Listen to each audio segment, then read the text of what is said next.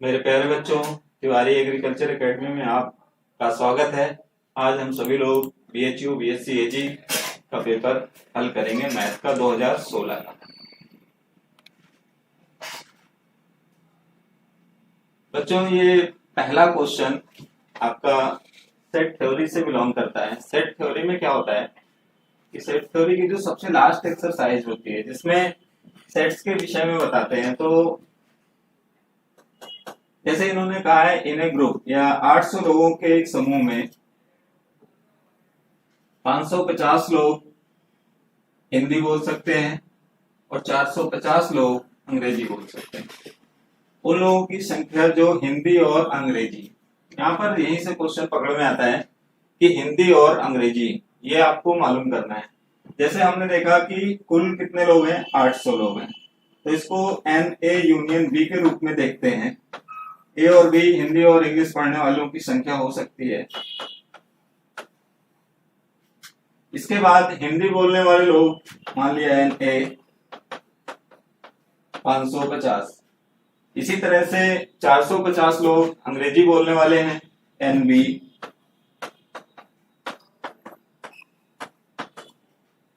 अब इसके बाद उसने ये कहा कि उन लोगों की संख्या जो हिंदी और अंग्रेजी दोनों बोल सकते हैं, तो हिंदी और अंग्रेजी और लगा दिया तो एन ए इंटरसेक्शन बी। आपको मालूम है एक बहुत सिंपल सा इसका फार्मूला होता है। फार्मूला क्या होता है, n A union B equals to n A plus n B minus n A intersection B. अब यहाँ प्रॉब्लम क्या है कि आपको ए इंटरसेक्शन बी की नीड है। जब ए इंटरसेक्शन बी निकालना है तो आप इसको इस बराबर के दूसरी ओर लाइए और उसको उधर शिफ्ट करेंगे तो आपका यही फार्मूला होगा, बट थोड़ा सा चेंज आएगा। यूनियन उधर जाएगा, इंटरसेक्शन, तो फाइनली जो रिजल्ट आएगा इसका वो होगा n A plus n B minus n A union B. अब आपको मालूम है नंबर्स हैं, जैसे 450 है और 550 है, इसको ऐड करेंगे तो 1000 आता है, 1000 माइनस आपके पास टोटल डिस्टेंस क्या थी, 800 लोग थे। अगर 1000 में 800 लोग निकालेंगे तो हमारे पास कुल कितने लोग आएंगे, 200 लोग। अब हम देख रहे हैं कि हमारे जो ऑप्शन में आंसर है वो आंसर नंबर 2 है, ये ध्यान रखेंगे। नेक्स्ट क्वेश्चन है, बहुत इंपॉर्टेंट, बड़ा अच्छा क्वेश्चन है, सीरीज से रिलेटेड है। आप देख रहे हैं कि यहाँ पर दिया है गुणोत्तर श्रेणी का तीसरा पद 4 है, उस श्रेणी के प्रथम 5 पदों का गुणनफल। बहुत ध्यान से देखिए कि इसने कहा है प्रथम 5 पदों का गुणनफल चाहिए। ये भी बोल सकता है प्रथम 5 पद, तो फार्मूला दूसरा होगा, लेकिन मल्टीप्लिकेशन की बात है तो थोड़ा ध्यान रखने की बात है। यहाँ पर जैसे उसने कहा गुणोत्तर श्रेणी का तीसरा पद, तो यहां हम देख रहे हैं तीसरा पद का मतलब है n की वैल्यू 3। अब गुणोत्तर श्रेणी में फार्मूला क्या होता है nवें पद का, तो आप जानते हैं tn इक्वल टू ar की पावर n माइनस 1। जब ar की पावर n माइनस 1 होगा, आपको ना तो फर्स्ट टर्म पता है ना ही इसका कॉमन रेशियो। कॉमन रेशियो का मतलब होता है सर्व अनुपात पद, ठीक है, क्योंकि गुणोत्तर श्रेणी है। अब दूसरी तरफ उसने कहा कि श्रेणी के प्रथम 5 पदों का गुणनफल, इसको दो हिस्से में रख के देख रहे हैं। तो श्रेणी के प्रथम 5 पद क्या होंगे, A R, A R square, A R cube, ठीक है। अभी कितना हुआ, 1 2 3 4, पांचवा क्या होगा, ए आर की पावर 4, क्योंकि एक पद कम रहता है। इसका मल्टीप्लीकेशन हमें देखना है। तो दूसरी तरफ हम ये देखें कि इसका जो तीसरा पद है वो 4 है, तीसरा पद के n3 रखें, यानी कि t3 आपका जो है वो 4 है। तो करेंगे क्या कि a r की पावर 2, ये इतना आएगा आपका 4। एक इक्वेशन यहां से बनती है। दूसरी तरफ हमें इसका मल्टीप्लाई करना है। अब मल्टीप्लाई हम लोग कैसे करेंगे, ध्यान रखना चाहिए। यहां पर a 5 टाइम है, तो ये हो गया a की पावर 5। ध्यान से देखिए। दूसरा यहां पर हम ये देख रहे हैं कि r को अगर हम काउंट करते हैं तो r यहां 0 से शुरू हुआ है, तो 0 1 2 3 4 5 इस टाइप से ये r की power 0 plus 1 plus 2 plus 3 plus 4 इस टाइप से 4 पदों तक 4 तक जाएगा। तो ये कितने पद हो गए 1 2 3 4 5। अब हमें पता होना चाहिए कि 0 से 4 तक के पदों को हमें जोड़ना है। तो ये उत्पल निकालते हैं। फॉर्मूला क्या है Sn। तो ये डायरेक्ट नहीं लगाएंगे, इसका क्या लगाएंगे ऐसे लगाएंगे n/2 a प्लस एल। तो जब n/2 a प्लस एल हुआ तो इसमें क्या है कुल पद कितने हैं 5 5/2। प्रथम पद क्या है 0, अंतिम पद क्या है 4। सिंप्लीफाई करिए। जब हम लोग इसको सिंप्लीफाई करते हैं तो सिंप्लीफाई करने पर क्या आएगा 5/2 इंटू 4। अब इसको सिंप्लीफाई करिए। यहां पर क्या आया 2 और ये हो गया 10। अब आपने ये देखा कि इसके जो 5 पदों का गुणनफल है वो 5 पदों के गुणनफल का जो रिजल्ट आ रहा है वो 10 है। तो अब हम लोगों ने क्या लिखा है इसको a r की पावर यानी a की पावर 5 और r की पावर क्या हो जाएगा 10। r में पावर टोटल किया तो 10 आया, a को 5 टाइम मल्टीप्लाई किया तो 5 आया। अब उसने ये पूछा इसका रिजल्ट क्या होगा। तो हम ये देख रहे हैं कि हमारे पास एक वैल्यू ar² है 4 है, दूसरी वैल्यू ये कंफ्यूजन हो गई कि दोनों में अननोन वैल्यू कितनी है a और r, कोई नहीं कैलकुलेट हो रही। तो ऐसी स्थिति में उसको उसी के अंदर इंक्लूड करेंगे। इसको ऐसे लिखते हैं a, एक मिनट,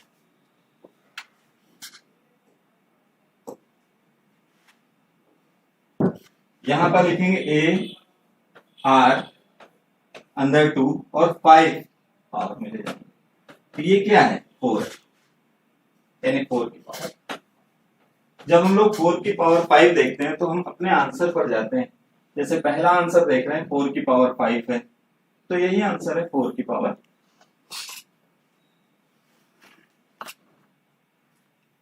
नेक्स्ट क्वेश्चन है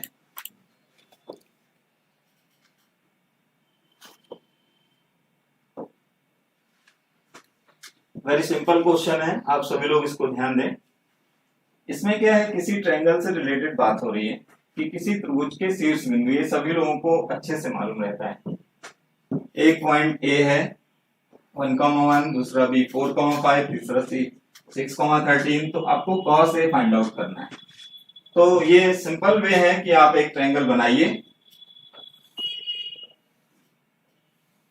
जब आप ट्रायंगल बनाएंगे तो ट्रायंगल ए आपका 1,1, ट्रायंगल बी आपका 4,5, ट्रायंगल सी आपका 6,13। आपसे कह रहा है कॉस ए की वैल्यू। तो कॉस ए की वैल्यू के केस में क्या होगा कि अगर कॉस ए एंगल यहां से ले रहे हैं तो आपको मालूम है साइन को साइन रूल का एक फॉर्मूला होता है, उसके अकॉर्डिंग कॉस ए, अगर हम कॉस ए के लिए देखते हैं तो इसके ठीक सामने की साइड लेंगे, फिर इसके बाद ये BC² हो जाएगा,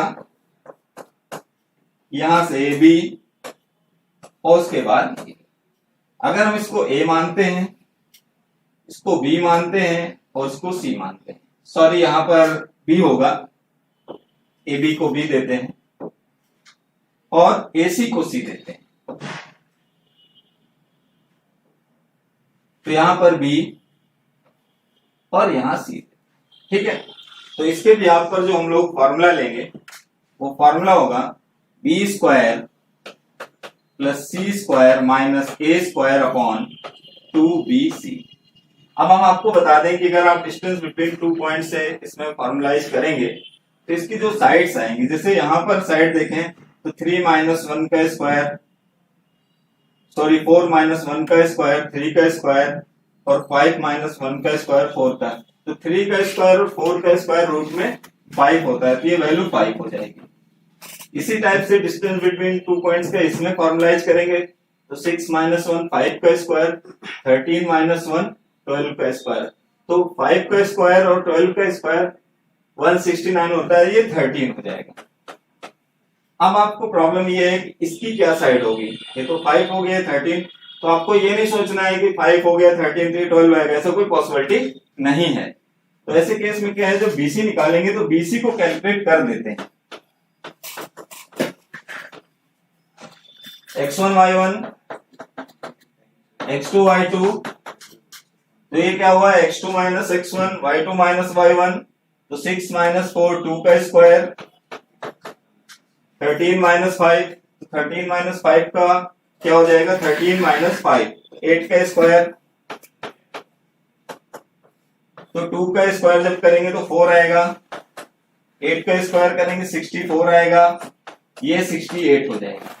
ठीक है, अब आपको क्या करना है, ये फॉर्मूला लगाना है। जब इसको सॉल्व करते हैं, इसको सॉल्व करने पर आपका जो रिजल्ट आएगा 63/65 आएगा।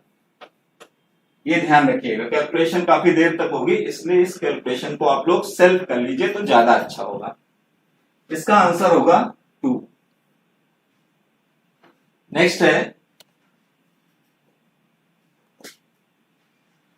नेक्स्ट क्वेश्चन भी इसी टाइप का है बट स्ट्रेट लाइन से रिलेटेड है। जैसे हमारा क्वेश्चन है, यदि a 2,1 माइनस का और b 2,3 c -2 -4 तीन बिंदु हो तो BA और BC के बीच का कोण ज्ञात करना है। सिंपल क्वेश्चन है, आसानी से हो जाएगा क्योंकि एंगल पूछ रहा है। तो हम सभी लोगों को मालूम है BA, जैसे आपके किसी ट्रायंगल से रिलेटेड क्वेश्चन बन जाए, आपने ट्रायंगल प्लॉट किया और उसके बीच में बनने वाले एंगल की बात हो रही है -2 1 B 2,3 C -2, 4 अब आपको केवल 2 साइड्स देखनी है। बीच का कोण है तो आपको मालूम है कि बीच का कोण तभी निकलेगा जब आपको स्लोप मालूम हो। स्लोप मतलब प्रवणता। आप सभी लोगों को मालूम है कि किन्हीं दो बिंदुओं से होकर जाने वाली रेखा की जो प्रवणता का सूत्र होता है वो m बराबर होता है y2 minus y1 upon x2 minus x1। अब आपको दो लाइन देखनी है। पहली लाइन क्या है, पहली लाइन है BA, इसके लिए स्लोप क्या है, इसको अगर हम लोग x1 y1 लेते हैं, x2 y2 लेते हैं तो वैल्यू क्या आएगी, इसमें रख के देखते हैं। जैसे यहां पर y2 माइनस y1, y2 क्या है 3, y1 क्या है 1, 3 माइनस 1। इसके बाद x2 माइनस x1, तो x2 माइनस x1 में क्या है 2 और माइनस माइनस प्लस, तो 2 प्लस 2, ये क्या होगा 2/4 1/2। तो पहली स्लोप क्या आ गई, m1 लेट कर लेते हैं 1/2। अब इसी टाइप से सेकंड स्लोप, उसके लिए आपको BC साइड बोल रहा है, तो BC के लिए यहीं से देखते हैं। अब थोड़ी देर के लिए B और C को देखते हैं, तो इसको m2 लेट करते हैं। फॉर्मूला यही रहेगा। अगर हम लोगों ने इसको x1 y1 और इसको x2 y2 लेट किया है तो उस भी आप पर इसमें वैल्यू जब पुट करेंगे तो जैसे x1 y1 x2 y2 का अभी अप्लाई किया उसी टाइप से इसमें भी अप्लाई करना है। तो इसमें आ जाएगा -2 -3, यहां पर आ जाएगा -2 और -3। इसको थोड़ा सा देखिए, ये x की वैल्यू रख दी गई है, इसे हटा दीजिए। ठीक, आप ध्यान से देखेंगे, जैसे ये x1 y1 है तो ये x2 y2 है, तो हमने कहा y2 माइनस y1, y2 कौन है ये, ठीक है, सॉरी 4, ठीक है, y2 कौन है -4 है, तो y1 कौन है 3 है। ठीक है, तो जब रखते हैं, अब इसके बाद क्या है x2 माइनस x1, तो x2 कौन है -2 है, तो x1 कौन है 2 है। तो इसकी कैलकुलेशन क्या आती है -7/-4, ये कैलकुलेट करेंगे तो 7/4, दोनों स्लोप आ गई। और बहुत इजी वे, अगर हम इसमें फॉर्मूला लगाएं, अप्लाई करें, ठीक है, जब से हम लोग फॉर्मूला अप्लाई करते हैं तो tan थीटा इक्वल टू, हम सबको पता है मॉड के अंदर m1 minus m2 upon 1 plus m1 m2 formula होता है। ठीक है, जब वैल्यू रखते हैं तो tan थीटा इक्वल टू, अब m1 क्या है, यहाँ लेस देन और ग्रेटर देन का केस होता है। अब आपको ये पता होना चाहिए 7/4 और 1/2 में बड़ा कौन है, तो 7/4 है, तो पहले इसको रख देते हैं।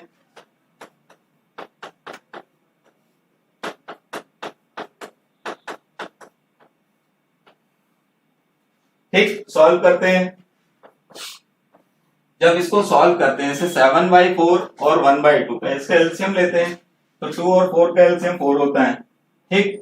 4 से 4 कैंसिल, 7 माइनस 4, इसके बाद अपॉन में 2 4 8, 8 प्लस 7 अपॉन 8, ठीक।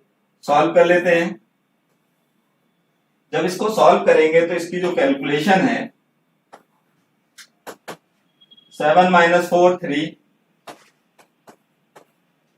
8 प्लस 7 15 बाई 8। अब इसे सॉल्व कर लें।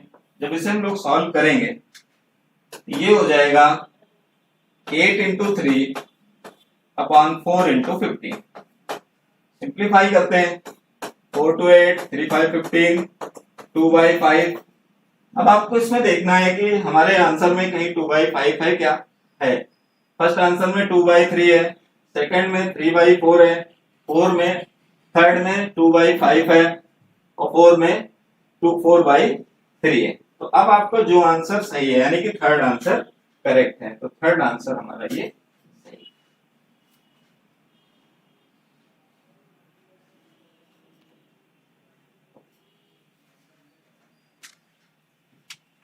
नेक्स्ट है, ये क्वेश्चन स्ट्रेट लाइन से रिलेटेड है, इसे अच्छी तरह से देखें और टफ क्वेश्चन है।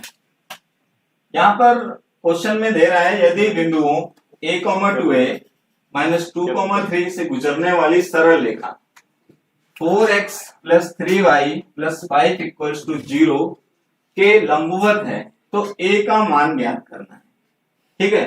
यहां पर परपेंडिकुलर की बात है, तो परपेंडिकुलर के केस में क्या करते हैं, जैसे यहां से पहले हम इन दोनों पॉइंट से स्लोप फाइंड आउट करें। जब स्लोप निकालते हैं a, 2a और -2, 3, इसका जो स्लोप होगा मान लीजिए ये m1 है, तो स्लोप आएगा x1 y1 x2 y2, value होगी y2 minus y1 upon x2 minus x1। तो वैल्यू पुट करते हैं तो 3 माइनस a अपॉन, यहां पर जब आते हैं x2 माइनस x1 तो ये हो जाएगा -2 माइनस a। इसकी जो वैल्यू होती है माइनस को बाहर रखकर लिखते हैं तो 3 minus a upon a plus 2, ठीक। अगर इसमें से कुछ छूट रहा है, यहां पर एक चीज छूट रही है, जैसे y1 में आप ध्यान से देखिए 2a, आपने यहां क्या लिखा है a, तो यहां पर एक 2 और आएगा, अदरवाइज फिर वैल्यू आपको नहीं मिल पाएगी। अब आपको क्या करना है, इससे होकर जाने वाली सरल रेखा है 4x plus 3y plus 5 equal to 0 के लंबवत, तो अब इस रेखा की स्लोप भी निकालनी है। आपको अच्छे से पता है रेखा की स्लोप कैसे आती है। स्लोप का फार्मूला होता है m is equal to minus sign x का गुणांक अपॉन y का गुणांक, ठीक है। तो वैल्यू पुट करते हैं m equal to minus sign coefficient of x 4, coefficient of y 3, 4/3। आपको फार्मूला भी एक मालूम होना चाहिए, इसको हम m2 ले लेते हैं। तो एक फार्मूला है कि जब दो रेखाएं एक दूसरे को लंबवत काटती हैं तो m1 गुणे m2 इक्वल टू -1 होता है। जब हम लोग ये फार्मूला लेंगे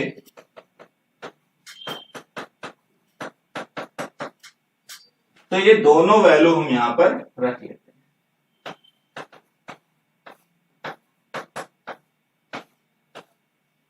और एक दूसरी वैल्यू आपकी ये 4/3 है, तो माइनस माइनस प्लस, इसको हम लोग कैलकुलेट करें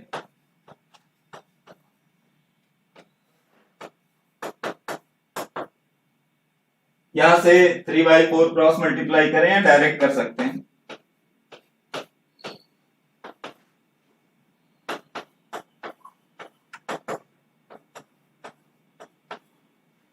सॉल्व कर लेते हैं।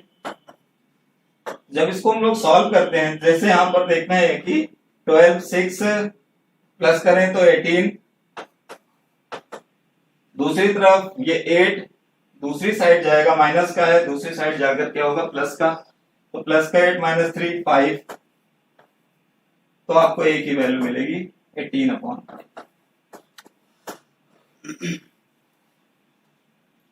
तो इसका जो आंसर आ रहा है, answer number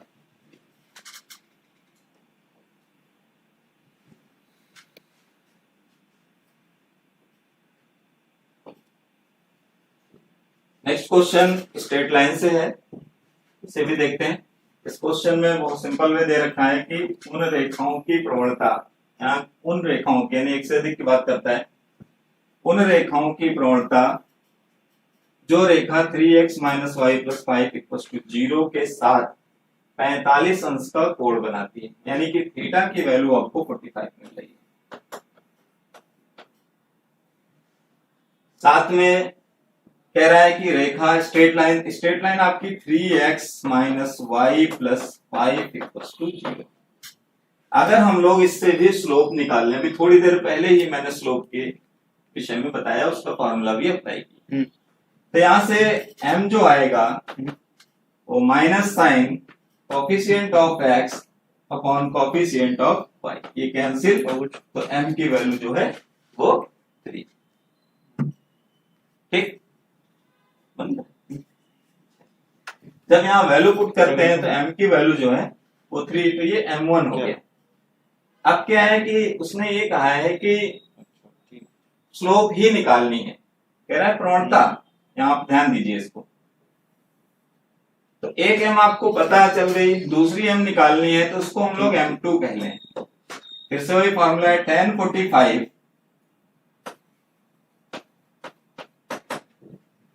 mod of m1 m2 upon 1 + m1 m2।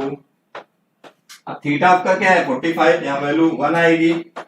इसको अगर मॉड हटाते हैं, पॉजिटिव नेगेटिव लेते हैं, तो ये क्या है m1 डिफरेंस m2।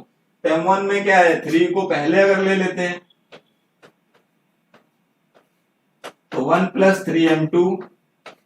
अगर हम पॉजिटिव साइन लेके आते हैं तो पॉजिटिव साइन के केस में क्या होगा 1 =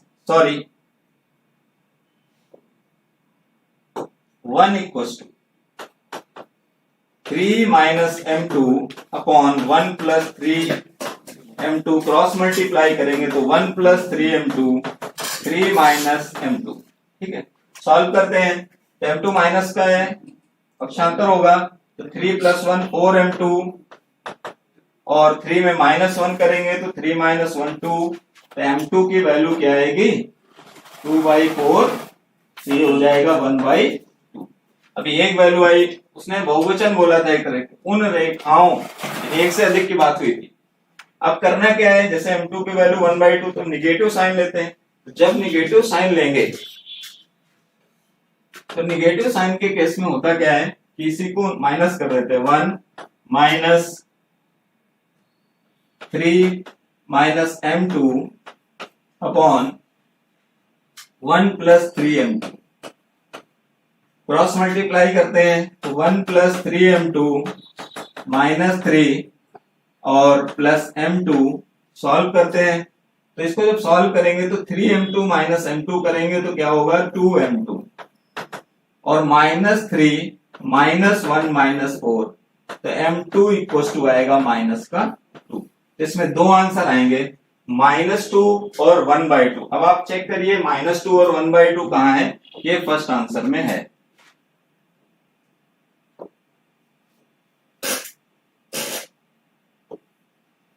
नेक्स्ट है इसके बाद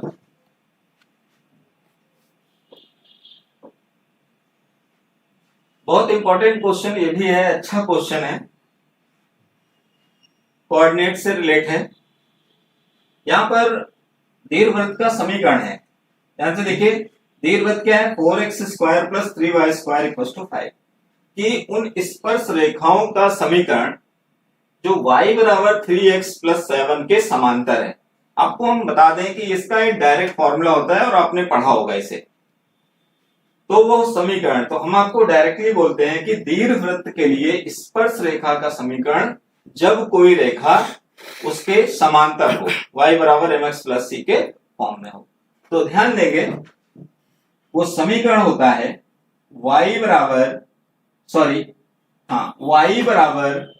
mx + c के स्थान पर √a² M square plus B square. इसे रट लीजिए, नहीं तो आप फिर ये क्वेश्चन नहीं हल कर पाओगे। कभी भी दीर्घवृत्त का क्वेश्चन हो और उसमें कोई सरल रेखा दी गई हो और समांतर का केस है और उसकी स्पर्श रेखा का समीकरण पूछे, मोस्ट इंपॉर्टेंट फॉर्मूला। अब आपके सामने प्रॉब्लम क्या है कि आपको एम चाहिए, आपको ए चाहिए, आपको बी चाहिए। ये सब कहां से आएगा? ये जो आपको एलिप्स दिया गया है, दीर्घवृत्त दिया गया है, ध्यान से देखिए इसको। 4x square 3y square equal to 5।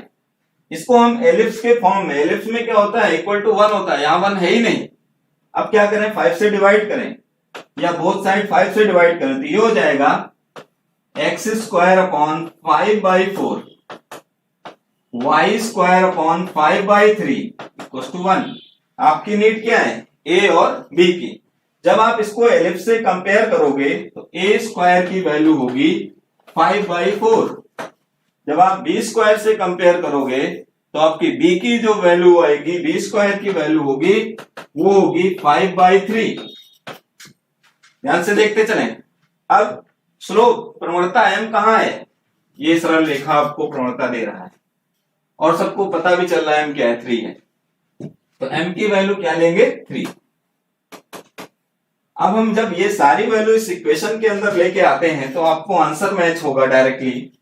y equals to mx यानी 3x plus under root A square. A square की आपके पास वैल्यू है, ए स्क्वायर की वैल्यू 5/4 इंटू 3 यानी 3 का स्क्वायर, तो ये 9। क्योंकि m की वैल्यू 3 है ना, तो m का स्क्वायर करोगे तो क्या होगा, 9 होगा। प्लस बी स्क्वायर, बी की वैल्यू क्या है, बी स्क्वायर की, बी स्क्वायर की वैल्यू 5/3। इसको हम लोग सॉल्व करते हैं, एलसीएम लेना अच्छी तरह आना चाहिए, इस बात का ध्यान रहे। तो जब हम लोग इसको सॉल्व करते हैं तो इससे जो कैलकुलेशन आएगी 3x प्लस रूट के अंदर 9 अपना 45 45 होता है बाई 4 और 5/3।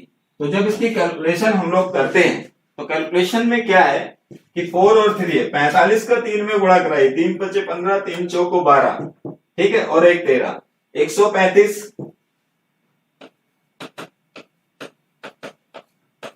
135 प्लस उसके बाद क्या है, 4 से 4 5 20 बाई 12। अब आप 135 में 20 ऐड करेंगे तो कितना आएगा, 155। आपको देखना है 155 अपॉन 12 देखना है। आपको 155 दो बार दिख रहा है, एक बार पहले में भी दिख रहा है। अगर किसी ने बताया आपने लगाया तो रॉन्ग। आप अपनी बात पे विश्वास रखिए, अपने कैलकुलेशन पे भरोसा रखिए, तो आपका क्वेश्चन सही होना है मैथमेटिक्स, नहीं तो नहीं सही होगा। तो आपका आंसर आ रहा है 4।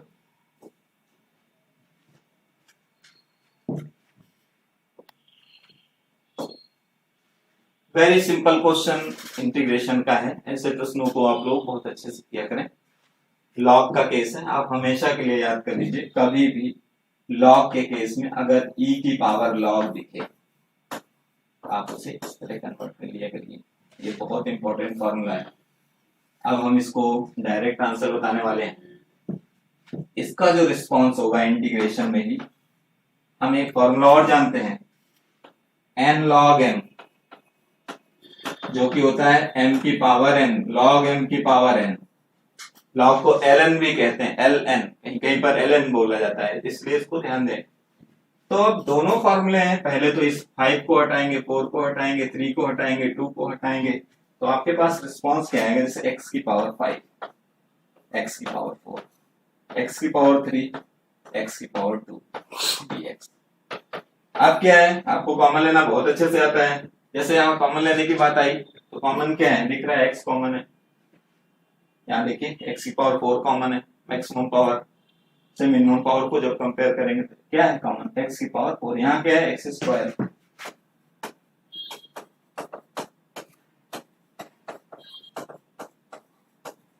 कैंसिल, स्क्वायर से और कैंसिल, तो क्या आएगा, x स्क्वायर। और मुझे नहीं लगता कि आप लोगों को x स्क्वायर का इंटीग्रेशन ना आता। अब इसमें जो ऑप्शन है, ऑप्शन कौन सा है, पहला ही आंसर आ गया।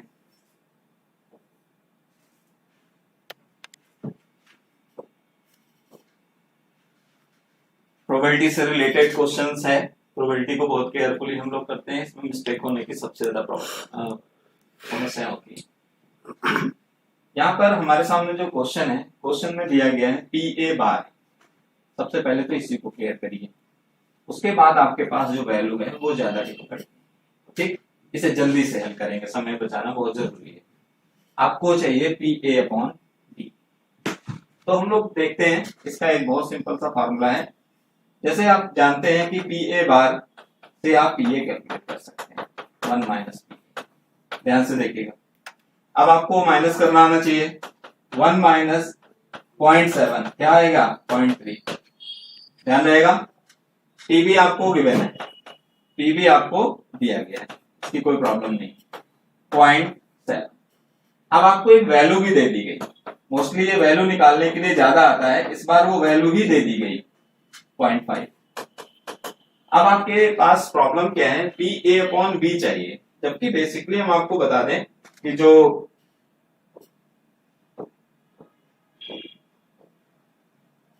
आपका फॉर्मूला होता है वो फॉर्मूला ये होता है कि P B upon A equals to P A intersection B. आपको ए इंटरसेक्शन बी नहीं पता है, पी ए, ये बेसिक फॉर्मूला है, इसे आपको लर्न करना है, बिना इसके कुछ नहीं होना है।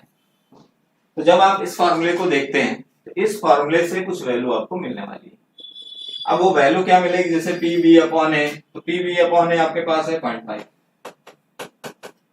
फिर इसके बाद पी ए इंटरसेक्शन बी, ये कैलकुलेट होके आएगा, क्योंकि ये हमें बताया ही नहीं गया। पी ए आपको पता है 0.3, क्रॉस मल्टीप्लाई करिए, जब क्रॉस मल्टीप्लाई करेंगे 0.5 into 0.3 P A intersection B. अब पी ए इंटरसेक्शन बी की वैल्यू हमें मिल गई है, तो इसी का ठीक उल्टा पी ए अपॉन बी का भी फॉर्मूला इसी से रिलेटेड बनता है। ध्यान से देखिएगा, इससे related P A upon B का जो फॉर्मूला होगा वो इस तरह से होगा, P A intersection B upon P B. Value put करने हैं, हमें जो नहीं मालूम था फार्मूला वो पता चल गया है, 0.5 इंटू 0.3। और अब आपके सामने पी बी क्या है, 0.5। इसे कैलकुलेट करें, इसे हम लोग कैलकुलेट करते हैं तो पॉइंट कैंसिल, तो यहाँ 15 अपॉन 50, सिंप्लीफाई करिए, 5 से डिवाइड होगा, तो आप आंसर देख रहे होंगे। तो आंसर में कैलकुलेशन थोड़ी सी मिस्टेक आ रही है, यहां से एक वैल्यू 7 लिखनी थी। कहां पर 7 लिखनी थी, ध्यान से देखिए, पी बी की वैल्यू ध्यान से देखिए क्या है, 7 है, 0.7। हम लोगों ने क्या लिख दिया है, 5। इसे रब कर दें, इसको हटाएं, इसको भी हटाएं, इसको भी हटाएं, ठीक। ध्यान से देखिए, वैल्यू यहां लिखी हुई है ऑलरेडी 0.7, तो आपको क्या रखना है, 0.7। तो अब जब हम लोगों ने कैलकुलेशन की है तो इसकी कैलकुलेशन जो होगी 15 और इसके बाद नीचे जो आएगा 70। अब इसे सॉल्व करें, ठीक है। तो जब इसको सॉल्व करेंगे तो ये 5 से ही डिवाइड होगा, 3/14। इसका फर्स्ट आंसर आएगा 3/14।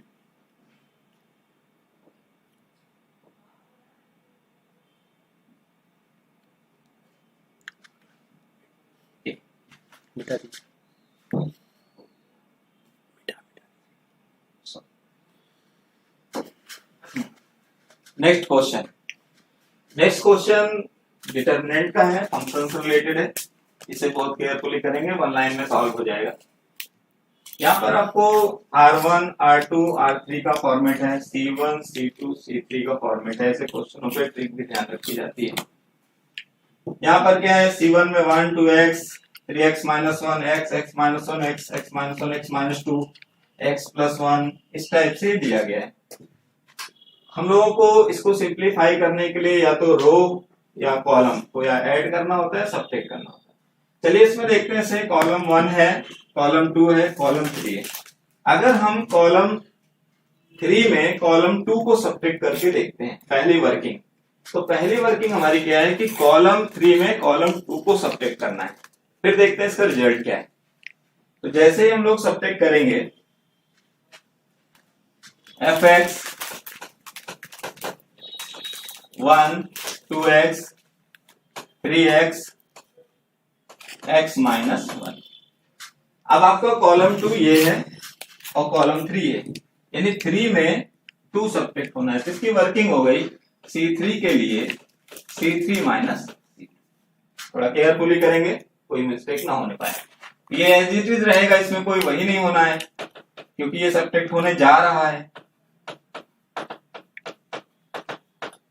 अब आप नेक्स्ट में गए तो उसमें सब्ट्रैक्ट हो रहा है, तो ये कैलकुलेशन है, जैसे x प्लस 1 में x सब्ट्रैक्ट होगा तो आपको खुद पता है कितना आएगा, x आएगा। फिर आप देखिए x प्लस 1 में, ध्यान से देखते जाइएगा, x प्लस 1 का मतलब हो गया x स्क्वायर प्लस x में सब्ट्रैक्ट होगा कौन, x माइनस 1, यानी x square minus minus plus x। तो ध्यान से देखिए x स्क्वायर कैंसिल होगा तो आपको मिलेगा 2x, तो दूसरा रिजल्ट आपका क्या है 2x। अगले कैलकुलेशन में आएंगे। अगले कैलकुलेशन में थोड़ा सा प्रॉब्लम है। प्रॉब्लम क्या है कि इसमें थोड़ी बड़ी फैक्टर है, तो करेंगे क्या कि यहां पर हम लोग देख रहे हैं कि C3 में C2, तो कुछ कॉमन पार्ट हम पहले ले लें। कॉमन क्या क्या है, x माइनस 1 है, तो बच क्या रहा है इसके अंदर, बचेगा आपका x प्लस 1 और x माइनस 2, तो इसी को केवल सब्ट्रैक्ट कर लें। x प्लस 1 में x माइनस 2 सब्ट्रैक्ट होना है, ध्यान रखिएगा, तो माइनस से मल्टीप्लाई भी करेंगे। तो अब क्या हुआ, x से x कैंसिल, 2 प्लस 1 3, तो यहाँ रिस्पॉन्स आएगा 3x x माइनस 1, ये आया 3x x माइनस 1। बहुत ध्यान से देखें, इस डिटरमिनेंट में एक प्रॉपर्टी अच्छी सी लगती है कि अगर किसी भी डिटरमिनेंट में उसकी दो पंक्तियां या दो स्तंभ आपस में बराबर हों तो वह डिटरमिनेंट शून्य हो जाता है। ठीक है, तो आप देख रहे हैं कि C1 और C3 इक्वल, तो ये डिटरमिनेंट क्या हो गया 0। जब ये डिटरमिनेंट 0 हुआ तो f(x) की वैल्यू क्या आई 0। अब आप x के स्थान पर 100 रखोगे, वो भी क्या होगा 0। तो इसमें जो आंसर है वो शायद फर्स्ट नंबर पे ही 0 मिल रहा है, तो पहला ही आंसर हो गया 0। नेक्स्ट है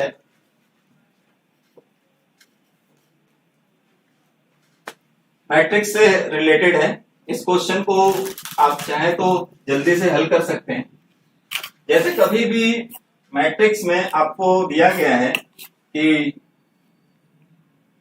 matrix A B C A C A D और A square equals to identity, A is greater than 0, B is greater than 0, C is greater than 0, A B C equals to 1 है, तो A cube plus B cube plus C cube का मान आप इसको रट लीजिए 4 ही आएगा। ठीक है, इसको हमेशा के लिए रट लीजिए, क्या आएगा 4 आएगा।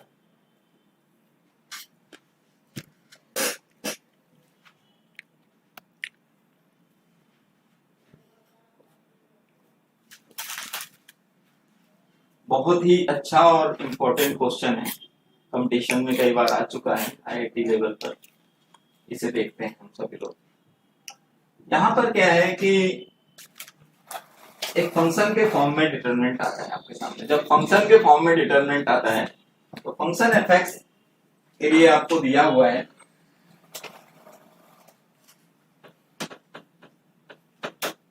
इसे हम लोग डिफरेंशिएट करके भी कर सकते हैं। अब आप डिटरमिनेंट में डिफरेंशिएशन देख रहे हैं, ये नई चीज है आपके लिए। तो x cube sign x cos x 6 minus 1 0 p square p cube. तो कभी भी इस टाइप का जब भी क्वेश्चन डिटरमिनेंट का है और फंक्शन के फॉर्म में है और आपसे कह रहा है कि where p is a constant, तो value of d3 fx upon dx cube at x equals to 0, तो आपको आंसर चाहिए। तो हम लोग करते क्या है, इसे 3 टाइम डिफरेंशिएशन करना है, और डिफरेंशिएशन हम लोग जानते हैं कि वेरिएबल का ही होता है। तो जब इसको हम लोग सॉल्व करते हैं तो फर्स्ट टाइम जब डिफरेंशिएशन करेंगे,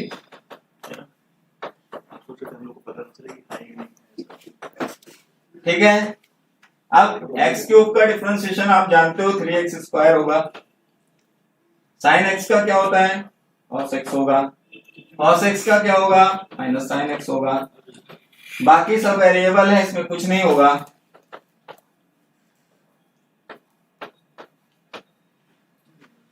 आपको अभी दोबारा फिर से करना है क्योंकि 3 टाइम है, तो यहां पर जब दोबारा डिफरेंशिएशन करते हैं, दूसरी बार करते हैं, तो ध्यान दें d2 अपॉन dx2 fx, फिर से किया तो ये हो गया 6x, cos का माइनस साइन, साइन का cos,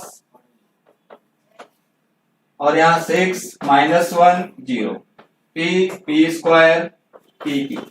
अभी एक बार और करना है, तीसरी बार भी करना है। जब तीसरी बार डिफरेंशिएट किया तो यहां पर आएगा d3 fx अपॉन dx3। तो जब थर्ड टाइम डिफरेंशिएट कर रहे होंगे डिफरेंशिएट डिटर्मिनेंट को, तो ऐसे केस में यहां पर हो जाएगा 6 साइन का माइनस कॉस, कॉस का माइनस से फिर प्लस साइन, उसके बाद 6 माइनस 1 0, और यहां p स्क्वायर p क्यूब।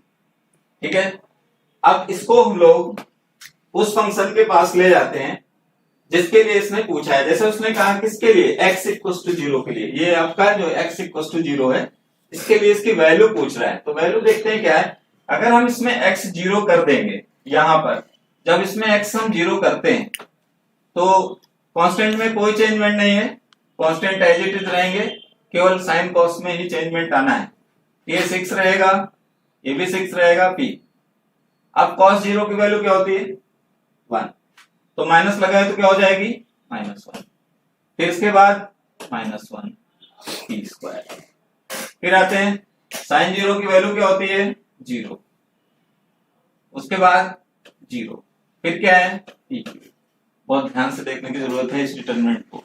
अब आपको पता चल रहा होगा क्या हो रहा है इसमें, ध्यान से देखिए। तो R1 और R2 बराबर हो चुके हैं, ठीक है। तो जब R1 R2, तो फिर वही प्रॉपर्टी लग गई कि अगर किसी डिटरमिनेंट में कोई भी दो पंक्ति या कोई भी दो स्तंभ बराबर होंगे तो सारणी क्या होगा 0।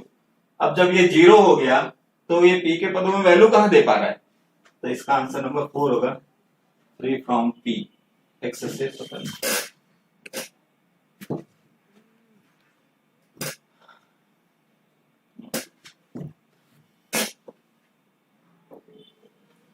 नेक्स्ट क्वेश्चन लिमिट से रिलेटेड है और कंटिन्यूटी का, जल्दी से हल हो जाता है, परेशान होने की आवश्यकता नहीं है। ये फर्स्ट लाइन से ही आंसर दे रहे हैं, सेकंड में ज्यादा नहीं परेशान होने की जरूरत है। जैसे इसने क्वेश्चन दिया कि 1 minus cos 4x upon x square है, x इज ग्रेटर देन 0, ठीक है। ये LHS हो गया, अगर आप ध्यान दें ये LHS हो गया, फिर ये RHS है। तो आपको यहाँ तक आना ही नहीं क्योंकि आप ऑब्जेक्टिव क्वेश्चन कर रहे हैं, ठीक। आपको वैल्यू चाहिए एक, और ध्यान से देखिए। तो आपको पहले ही उसने कह दिया कि x इक्वल्स टू 0 के लिए फंक्शन कंटीन्यूअस, फलन सतत है, ध्यान रहेगा। अब करेंगे क्या कि इसको लिमिट पर जब लेके आते हैं तो x 0 के लिए बहुत ज्यादा चेंज नहीं है, सॉल्व करते हैं। x tends to 0, 1 minus cos 4x upon x square. cos 4x को भी मैं पिछले किसी टर्म पर बोल रहा था कि cos 2x का बहुत अच्छा फॉर्मूला होता है, वो कई फॉर्मूले देता है। अब 1 माइनस है, कभी भी cos 4 हो cos 2 हो, अगर 1 माइनस है तो साइन के पदों में टूटेगा, अगर 1 प्लस है तो cos के पदों में टूटेगा, ये आपको ध्यान रखना है।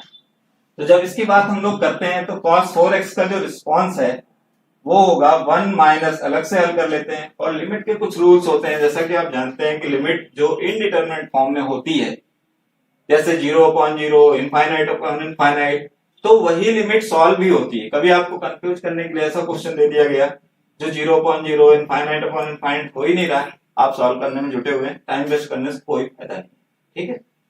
तो सॉल्व करेंगे, प्लस 2 साइन स्क्वायर, इसे रब करना है हम लोगों को,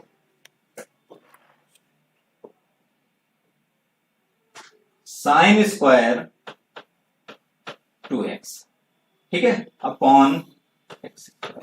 1 से 1 कैंसिल, लिमिट x टू 0। अब आपके पास क्या आया, 2 साइन स्क्वायर 2x, तो 2 बाहर कांस्टेंट है, कांस्टेंट पे लिमिट का कोई इफेक्ट नहीं पड़ता है, तो sine square 2x upon x square. अब लिमिट का साइन थीटा अपॉन थीटा वाला केस ले रहा है, लेकिन यहाँ एक प्रॉब्लम है, यहाँ 2 होना चाहिए था। अब यहाँ आपको 2 लाना है, तो 2 कैसे आएगा, जब 4 लाएं तो 4 से मल्टीप्लाई करिए, 4 से डिवाइड करिए, तो ये बैलेंस हुआ, यहाँ 8 हो गया। लिमिट ये हो जाएगा sine 2x upon 2x of whole square. इसको अगर आप 1 करोगे तो आंसर क्या आएगा, 8। a की वैल्यू क्या होगी, 8, ठीक है, तो इसका आंसर है 1।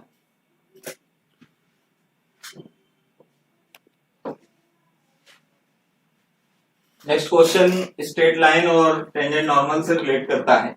टेंजेंट नॉर्मल को ध्यान रखना है, इसमें कर्व कोई फंक्शन ना दे करके सीधे fx भी लिख देता है। कह रहा है कर्व y fx के बिंदु 3,4 पर अभिलंब धनात्मक x अक्ष के साथ, ये साधारण वाला x अक्ष नहीं है, ये नॉर्मल वाला x अक्ष है, ठीक है, 3π/4 का एंगल प्लॉट करता है। तो कह रहा है f'3 की वैल्यू क्या होगी। हम सबको पता है कि अगर हमें स्लोप निकालना है फंक्शन में तो उसे डिफरेंशिएट करते हैं, जैसे y fx, तो dy/dx f'(x). अब उसने कहा कि इसको अभिलंब, अभिलंब का मतलब होता है, एक होता है टेंजेंट, एक होता है नॉर्मल। जब कोई चीज टेंजेंट होती है तो उसकी जो स्लोप होती है सिंपल होती है, ध्यान रखिएगा, और जब कोई चीज नॉर्मल हो जाती है तो वो 1 में चली जाती है।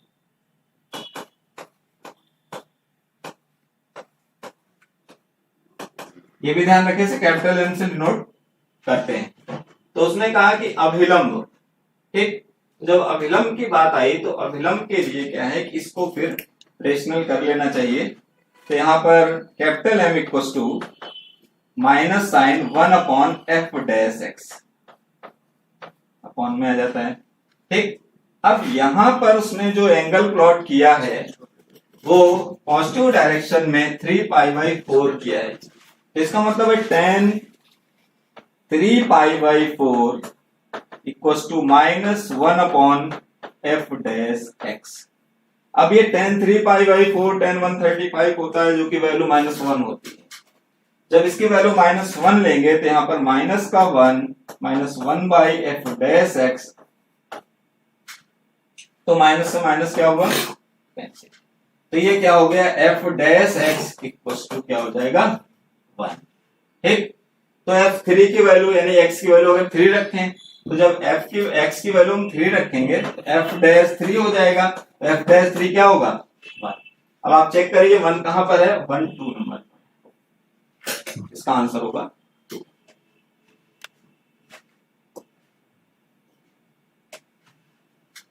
नेक्स्ट क्वेश्चन रेक्टेंगल से रिलेटेड है, स्क्वायर का क्वेश्चन है लेकिन स्ट्रेट लाइन से बिलोंग करता है। इसको जल्दी से सॉल्व करते हैं ऑब्जेक्टिव मेथड से। तो जैसे इसमें दिया है कि 2 लाइंस है, एक समांतर चतुर्भुज इक्विआरस के विकर्ण दिए गए हैं और इक्वेशन के रूप में दिए गए, तो PQRS होगा, क्या होगा पता करना। हम लोग कुछ नहीं करें, इसकी प्रवणताएं निकाल लेते हैं। जैसे x + 3y = 4, इसकी स्लोप मान लीजिए m1। जब इसके बराबर प्रवणता निकाली x का गुणा माइनस साइन x का गुणांक बटे y का गुणांक, ये क्या हो गया, -1/। फिर दूसरे वाले से भी ऐसे ही करते हैं, तो 6x - 2y = 7, इससे स्लोप निकाले m2। जब m2 निकलेगा तो इसमें क्या आएगा, -6/-2, ये कैंसिल हो गया, ये 3 आ जाएगा। तो अब हमें ये चेक करना है कि ये जो दोनों लाइनें हैं ये एक दूसरे के बीच में कैसा एंगल प्लॉट कर रही हैं। तो जैसे हमें पता है चला कि इसके अंदर अगर 90 डिग्री का केस आना होगा तो इसमें m1 × f2 = -1 होना चाहिए। तो आप इनका मल्टीप्लाई करिए, -1 आ जाए तो इसका मतलब है कि इन दोनों लाइनों के बीच में 90 डिग्री एंगल का प्लॉट हो रहा है। तो इसका जब मल्टीप्लाई किया तो -1/3 इंटू 3 तो -1 आ रहा है। इसका मतलब कि इन दोनों रेखाओं के बीच बनने वाला जो कोण है वो 90 डिग्री का है, और 90 डिग्री देने वाले दो फिगर हैं, रेक्टेंगल और स्क्वायर। जो आंसर है तो दोनों में से कोई एक करेक्ट कर सकते हैं।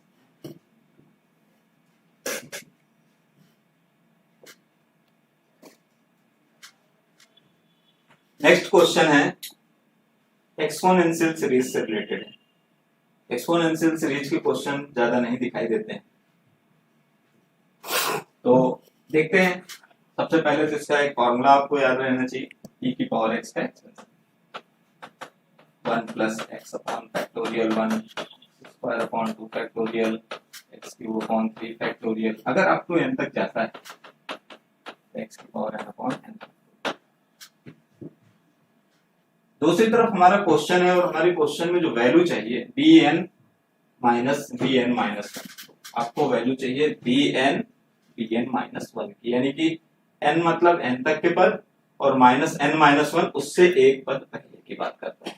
ठीक, जब उससे एक पद पहले की बात, तो आप कुछ ना करिए, इसका क्रॉस मल्टीप्लिकेशन करिए यहीं पर। तो जब हम लोग इसका क्रॉस मल्टीप्लिकेशन करते हैं, इसी क्वेश्चन से शुरू करते हैं, क्योंकि इसने कहा है इफ, यदि अगर इतना है तो फिर इसकी वैल्यू ज्ञात कीजिए, तो इसी से चालू करते हैं। e की पावर x क्रॉस मल्टीप्लाई किया गया 1 माइनस x, दूसरे ब्रैकेट में इस पूरे को लेते हैं,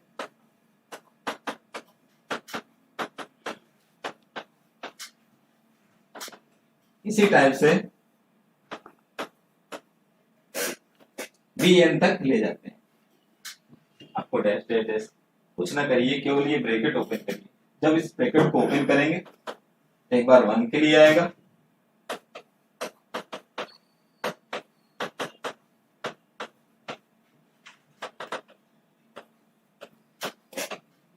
दूसरी बार आपको जो मिलेगा वो x के लिए आएगा, वो भी निगेटिव। ठीक, तो माइनस मल्टीप्लाई करते हुए लिखेंगे x b0, फिर माइनस का यहां पर x स्क्वायर b1, फिर से माइनस का b2 x क्यूब, ऐसे करके bn x की पावर n, और उससे पहले bn माइनस 1 x की पावर n माइनस 1, इसी के ठीक पहले एक और आएगा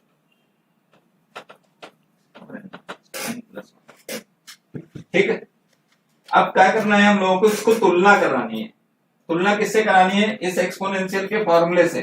जब इस एक्सपोनेंशियल के फॉर्मूले से कंपेयर करेंगे तो इसको पहले सॉल्व कर लें। सॉल्व कैसे करेंगे? जैसे ये विदाउट कांस्टेंट वेरिएबल का है तो ये b0 है, ये अलग रहेगा, किसी के साथ नहीं जाएगा। x का टर्म x के साथ आएगा,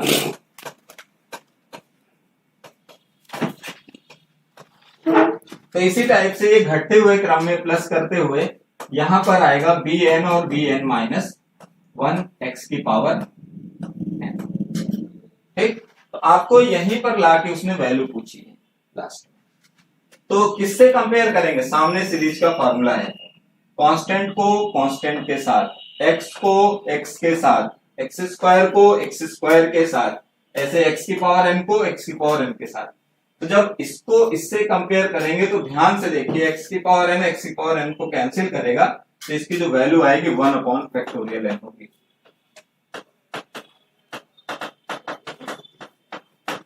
तो 1 अपॉन फैक्टोरियल n इसका थर्ड नंबर आंसर है, ये हम सभी लोग ध्यान देंगे। तीसरा आंसर करेक्ट।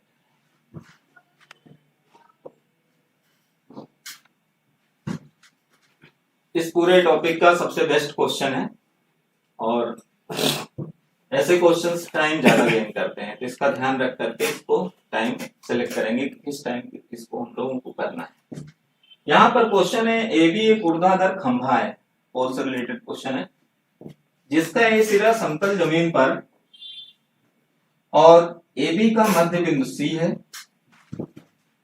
बिंदु P समतल जमीन पर है और भाग CB बिंदु P पर बीटा कोण बनाता है। यदि AP बराबर XAB है तो कौन सा कथन यानी कौन सा आंसर आप सही सेलेक्ट करेंगे। तो जैसा इसमें हम लोग देख रहे हैं कि एक ट्रायंगल प्लॉट करना ही पड़ेगा, कुछ क्वेश्चन ऐसे होंगे बिना फिगर के नहीं हल होंगे। इसके लिए फिगर जब प्लॉट करते हैं तो ए चूंकि नीचे है, इसका जो वर्टेक्स है नीचे की ओर है, बी ऊपर चला जाएगा, पी इसका एक ऐसा पॉइंट है जो बेस पर ही रहेगा। तो जरा देखते हैं इसको, ए नीचे है, बी ऊपर है, पी। क्वेश्चन को ध्यान से देखें, कह रहा है सीबी बिंदु पी पर बीटा कोण बनाता है ऐसा। अब ए बी में एक पॉइंट सी है जो कि मिड पॉइंट है, मध्य बिंदु की तरह कार्य करेगा, ये ध्यान रहे। तो जब ये मध्य बिंदु का कार्य करेगा तो इसको मिला लेते हैं पी से। तो उसने ये बताया कि बीच का एंगल बताया, उससे पहले का एंगल बोला ही नहीं। इसने कहा सीबी बिंदु पी पर बीटा कोण बनाएगा। सीबी यानी यहां से यहां के बीच की बात कर रहा है, ये बीटा कोण बनाएगा। तो शेष बचा हुआ कोण हम लोग अपने मन से ले लें, अल्फा कोण ले लेते हैं। ठीक, अब जब अल्फा कोण की बात आई तो यहां पर कैलकुलेशन को ध्यान देंगे। कैलकुलेशन में एक रिलेशन दिया इसने कहा कि यदि AP equal to X A B, यानी AP और AB में जो संबंध है वो x गुना है। ठीक, अगर हम लोग थोड़ी देर के लिए इस पूरे को n मान लेते हैं, ध्यान दीजिएगा, तो यहां पर क्या हो जाएगा, A से B तक पूरा आपका क्या होगा n, फिर चूंकि ये मिड पॉइंट है तो ये n/2 हो जाएगा। अब जब इसकी बात आई तो AB को अगर हमने n लेट किया है तो AP क्या होगा nx, ये क्या हो गया nx।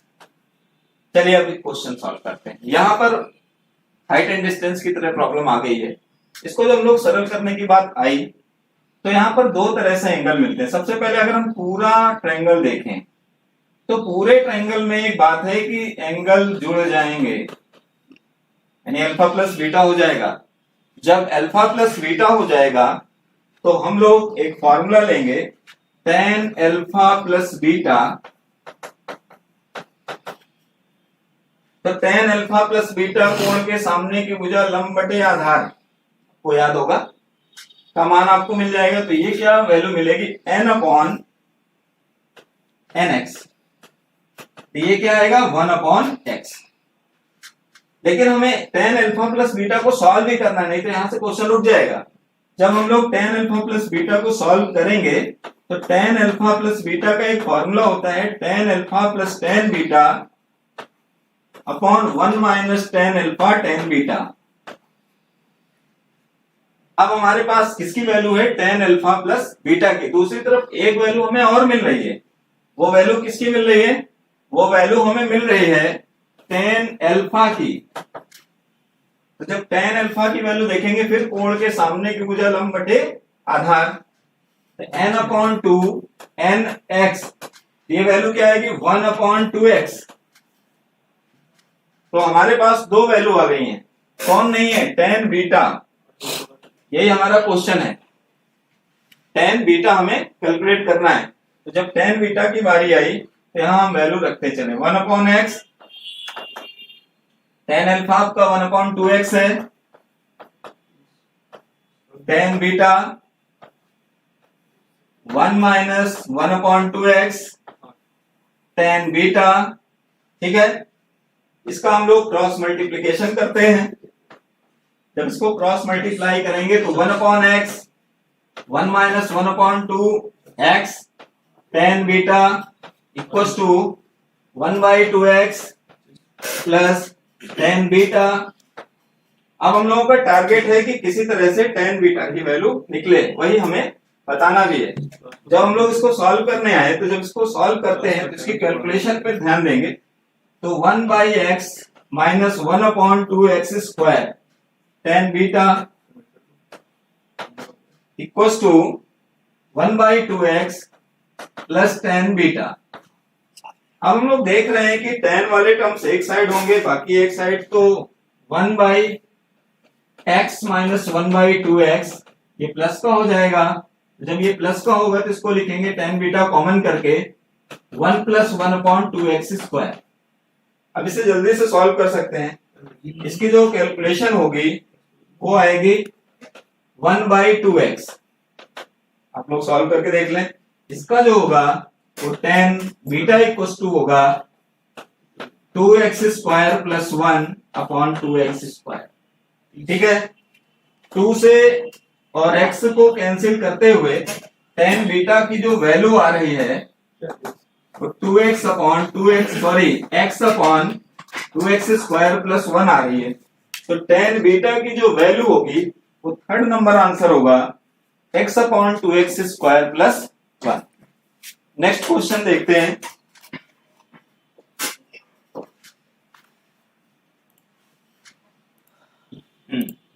तो नेक्स्ट क्वेश्चन में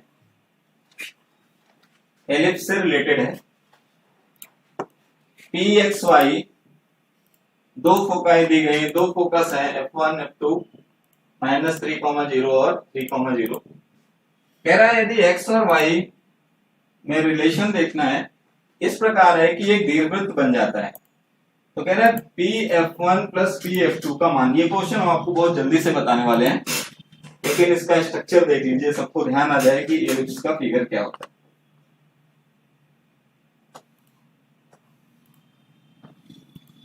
ये रहा हम लोगों का ellipse x x dash y y dash. करना क्या है, हम सभी लोगों को पता है कि एलिप्स में दो चीजें बहुत महत्वपूर्ण होती हैं, एक दीर्घाक्ष एक लघु अक्ष। ठीक, अगर हम इन दोनों चीजों को केयर करते हैं तो ये क्वेश्चन जल्दी से बन जाएगा। अब क्या करना है कि ये इक्वेशन जो है फाइनली इस इक्वेशन को पहले एलिप्स में कन्वर्ट करें। तो 16 से आप अगर 400 में डिवाइड करें तो शायद 25 टाइम आता है। तो ये हो जाएगा x² / 25, तो y² / 16 हो जाएगा इक्वल्स टू 1। ये एलिप्स में कन्वर्ट हुआ। अब यहां से हम a और b की वैल्यू देखते हैं। तो a की वैल्यू 5 है, आपको समझ में आ रहा है, कंपेयर करते हैं। b की वैल्यू क्या होगी, 4 हो जाएगी। ये भी देख लेते हैं, a > b, a b से बड़ा है, यानी ये x एक्सिस पर है। अगर इनकी फोकस की बात करते हैं, ये f1 है, ये f2 है, तो एक p जनरेटेड पॉइंट होता है, इसे x, y से नोट करते हैं। यहां से ये दोनों फोकस अटैच्ड हैं। अब करना क्या है कि उसने ये पूछा है कि pf1 + pf2। तो हम आपको बहुत सही मतलब संक्षेप में इसका एक सूत्र बता दें कि किसी भी दीर्घवृत्त में उनकी नाभियों के जो जनरेटेड बिंदु से दूरियों का योगफल होता है वो दीर्घ अक्ष के बराबर होता है। ठीक है, जो साइड बड़ी होगी उसी के इक्वल होगा। तो ये फॉर्मूला आप ध्यान रखिए, pf1 + pf2 = 2a। अब आपके पास a की वैल्यू कितनी है, 5, तो 2 × 5, तो ये कितना हो गया, 10। ये फॉर्मूला आपको ध्यान रहना चाहिए और आपका आंसर जो आ रहा है, आंसर नंबर है 3rd।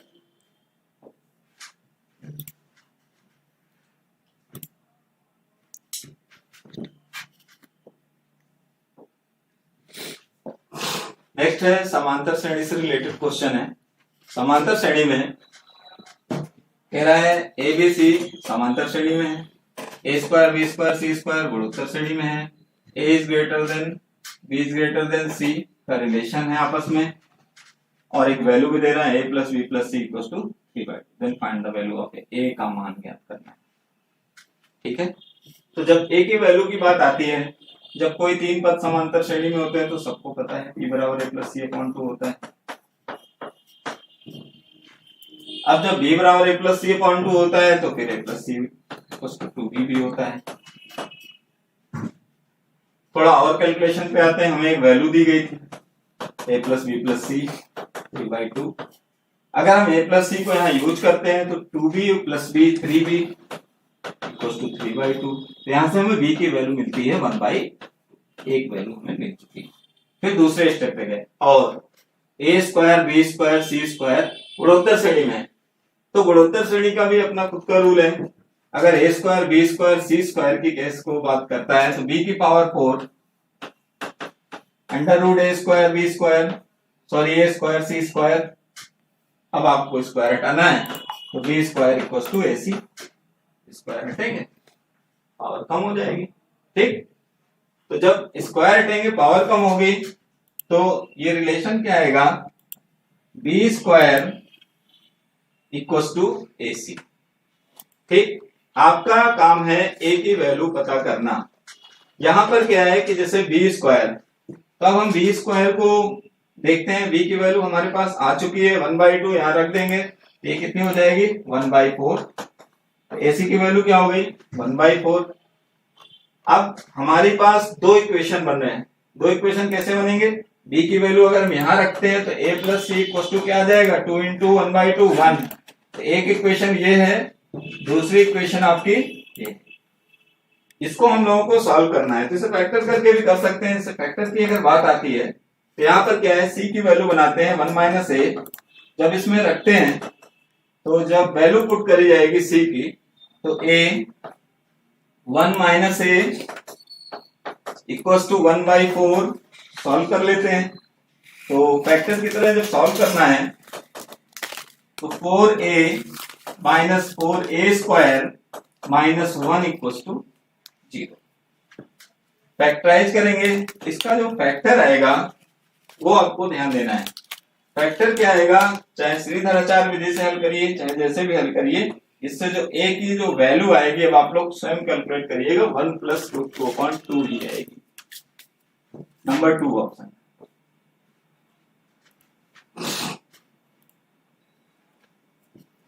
नेक्स्ट है कॉम्प्लेक्स नंबर से रिलेटेड क्वेश्चन। कॉम्प्लेक्स नंबर में ओमेगा का केस है। ओमेगा के लिए कुछ चीजें हमें पहले से ही पता होनी चाहिए, जैसे ओमेगा क्यूब की वैल्यू 1 प्लस ओमेगा स्क्वायर की वैल्यू 0। ठीक, और ओमेगा की वैल्यू -1/2 प्लस √3/2 आई। ओमेगा स्क्वायर की वैल्यू -1/2 माइनस √3/2 आई। ठीक है, तो अब इतनी वैल्यू जब हम लोगों को पता है तो इसमें यहाँ पर हमारे सामने एक क्वेश्चन आ गया। क्वेश्चन में क्या है कि हमको ओमेगा की ही एक वैल्यू इसमें दी गई है।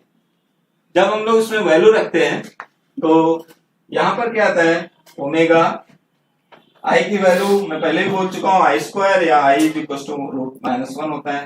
तो इसमें वैल्यू पुट करते हैं 4 प्लस 5 ओमेगा की पावर 334 प्लस 3 ओमेगा की पावर 365। सिंप्लीफाई करते हैं 4 प्लस 5। अब ओमेगा क्यूब 1 होता है तो हम कोशिश करें इसके अंदर से ओमेगा, तो एक ओमेगा यहां से साइड में रखते हैं, अब इनटू में रख लेते हैं और इसे ऐसे लिखते हैं ओमेगा क्यूब की होल पावर 1 1 1 इंटू ओमेगा। इसको लिखेंगे 3 या 365। इससे ओमेगा स्क्वायर अगर हटा लें तो यहां पर भी आएगा ओमेगा क्यूब, तो 363 तो 1 2 1 ओमेगा स्क्वायर। इसमें क्या करना है, ओमेगा क्यूब को कन्वर्ट करना। ओमेगा क्यूब की वैल्यू 1 है तो ये सिंप्लीफाई होगा 4 plus 5 omega plus omega 3 omega square. अब हम लोगों का वर्क क्या है कि अगर हम लोग इसमें ओमेगा और ओमेगा स्क्वायर की वैल्यू रख करके इसको सॉल्व करें, जब इसको सॉल्व करते हैं तो रिस्पॉन्स क्या है, 4 plus 5 omega -1/2 plus √3i upon 2 plus 3 omega square की वैल्यू डायरेक्ट लेंगे -1/2 माइनस √3/2 आई। सॉल्व करते हैं तो 4 प्लस 5/2 माइनस का प्लस 5 √3/2 आई माइनस 3/2 माइनस 3 √3i अपॉन 2। इसको कैलकुलेट करना है, नंबर्स को एक साथ, i की वैल्यू को एक साथ जब लाते हैं तो 4 minus 5/2 minus 3/2 plus 1/2 √3i common. तो आपके पास क्या है 5 माइनस 3 2 आएगा। इसको सॉल्व करते हैं। जब इसको सॉल्व करेंगे तो ये 8 माइनस 8/2 0 हो रहा है। 2 से 2 क्या होगा कैंसिल √3i। आपको चेक करना है √3i कौन सा ऑप्शन है। तो √3i ऑप्शन आपका करेक्ट है।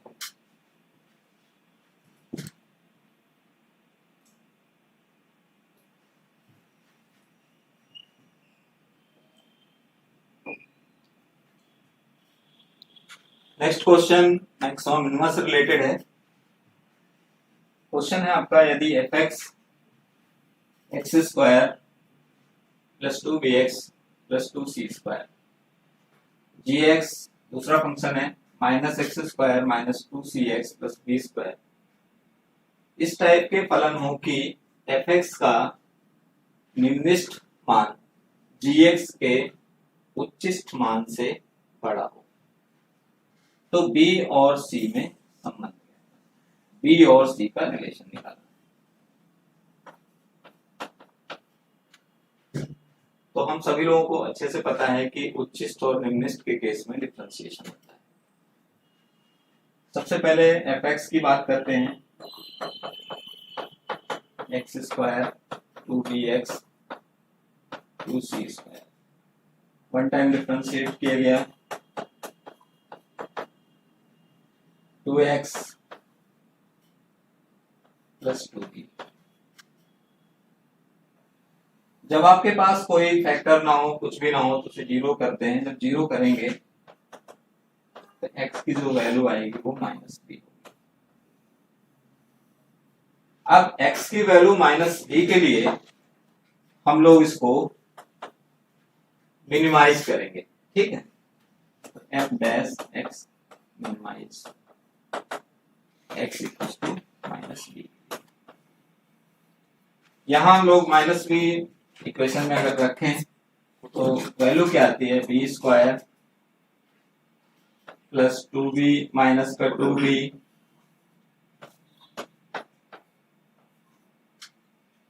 और प्लस 2c²। कितना आ जाएगी ये वैल्यू। इसी टाइप से हम सेकंड को भी डिफरेंशिएट करेंगे gx को। तो -x² minus 2x minus 2c। इसको भी जब जीरो करेंगे g डैश x डिफरेंशिएट हुआ है तो जब जीरो करते हैं तो -2x minus 2c equals to 0। तो इसमें जो x की वैल्यू आएगी वो -c। इसको भी आपको वैल्यू रखना है। तो जब इसमें वैल्यू रख के देखते हैं यहां पर fc की वैल्यू है ये पहली वाली। दूसरी वाली वैल्यू fc के लिए होगी gx में c के लिए यहां पर वैल्यू रख के देखते हैं c माइनस का तो यहां हो जाएगा c² minus minus plus 2c² plus b²। अब आप इसको देख रहे हैं कि उसने ये कहा है कि फलन fx का निम्नलिखित मान gx के उच्चिष्ट मान से बड़ा है। इसको आपने मैक्सिमाइज किया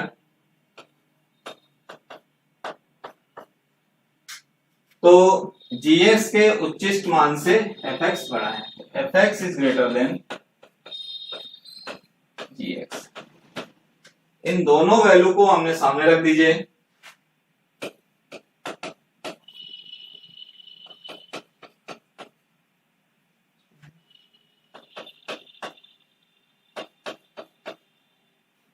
प्लस सिंप्लीफाई करते हैं। जैसे कुछ टर्म्स है कैंसिल भी हो सकते हैं, कैंसिल हो गया। फिर इसके बाद और आगे आते हैं 2c²। फिर आपका क्या है माइनस का 2b। अब इसको हम माइनस साइन हटाते हैं तो जो c की वैल्यू आएगी वो √2b के फॉर्म में आएगी। ऐसा आपको कहीं दिखता है तो देख लीजिए फोर्थ नंबर में ऐसा है, फोर्थ और थर्ड दोनों में ऐसा आंसर दिख रहा है। तो आपका जो है थर्ड आंसर।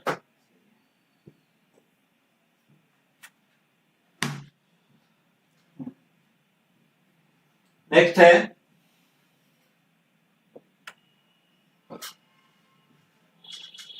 इस क्वेश्चन को सॉल्व करने में काफी टाइम लगेगा, तो इसलिए इसका डायरेक्टली याद रखिए। कभी भी स्क्वायर हो तो आपको मालूम है कि सीरीज का क्वेश्चन है, लॉग से होगा। पहले तो आपको लॉग लेना पड़ेगा, तब लॉग लेंगे तो लॉग लेने पर क्या होगा कि y इक्वल टू ये दिया गया है पूरा 1/n और लिमिट n टू इनफाइनाइट, ठीक है, ये पूरा रहेगा, लेकिन अब ये प्लस में हो जाएगा लॉग के फॉर्म में। Log 1 plus 1/n square log 1 plus 2 square upon n square, ऐसे करके plus log 1 plus n square upon n square, ठीक है।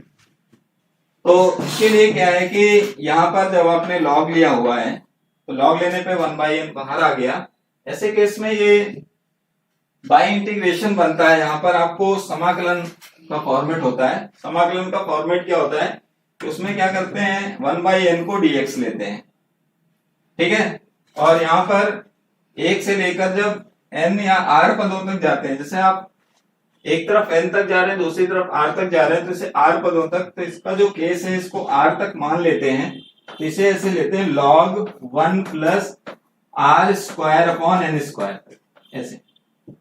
दूसरी तरफ ये क्वेश्चन लगा रहेगा 1/n एज इट इज, और ये लिमिट भी रहेगी। तो इसमें अगर हम लोग 1/n को dx और r/n को x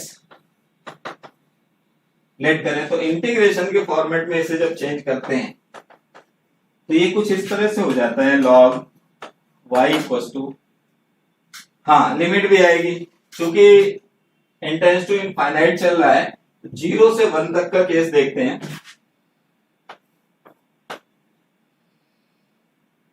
log 1 plus x square dx। अब यहाँ क्या है कि बाई पार्ट से सॉल्व करेंगे। किससे सॉल्व करेंगे? बाई पार्ट से, ठीक। तो इसको जब बाई पार्ट से सॉल्व करोगे और बाद में जब हम लोग लिमिट रखेंगे तो सेकंड नंबर आंसर आएगा। आप लोग सेकंड नंबर ध्यान रखिएगा।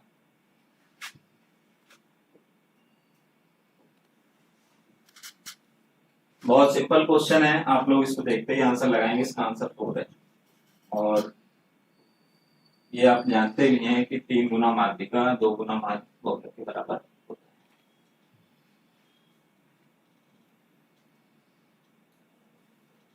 नेक्स्ट है वेक्टर से रिलेटेड क्वेश्चन है। वेक्टर में क्या है कि ऐसे क्वेश्चंस कभी भी आए तो आप डायरेक्ट आंसर मारिए, 2a वेक्टर होता है, लेकिन हम थोड़ा सा इसकी कैलकुलेशन आपको समझा देते हैं। कैसे आया 2a? अगर हम लोग देखते हैं ट्रिपल प्रोडक्ट की बात चल रही है, a vector cross b vector cross c vector की बात है। आप फॉर्मूला जानते से 1 2 3 कहिए। एक फॉर्मूला होता है 132 123। अगर 132 123 का ध्यान रखें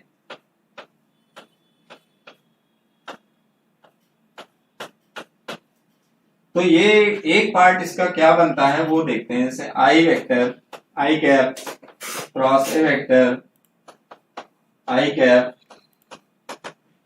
ये कुछ इस टाइप का होगा, i डॉट i, और a वेक्टर फिर से क्या आएगा i a i। इसी टाइप से तीनों फॉर्मेट आएंगे। ये j डॉट j हो जाएगा, ठीक है। फिर k के लिए होगा यहां पर a,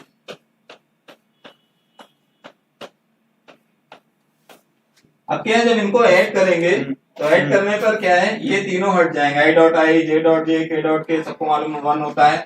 ये 3a वेक्टर माइनस ये आएगा तो a i a j a k को अगर हम x y z मानते हैं तो ये होगा x i y j z k, जो कि ऑलरेडी a वेक्टर है तो 3a vector minus a vector that is 2a vector, इसका आंसर करेक्ट है।